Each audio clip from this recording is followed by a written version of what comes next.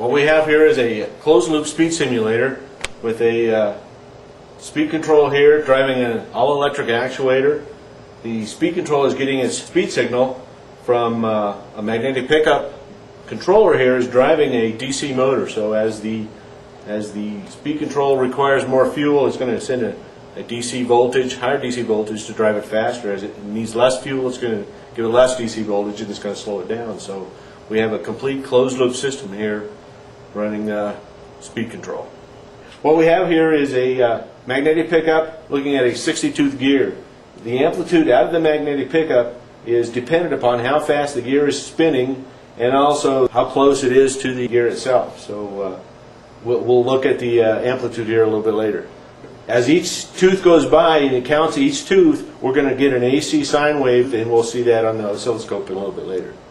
We have a potentiometer being driven by the actuator, so as we increase fuel here, it gives the potentiometer more voltage to drive the DC motor. That's going to increase or decrease speed on the motor. This is the electric power governor. It actually controls the speed, sending its output to the actuator. The inputs to the EPG are 24-volt power, output to the actuator, input from the magnetic speed control.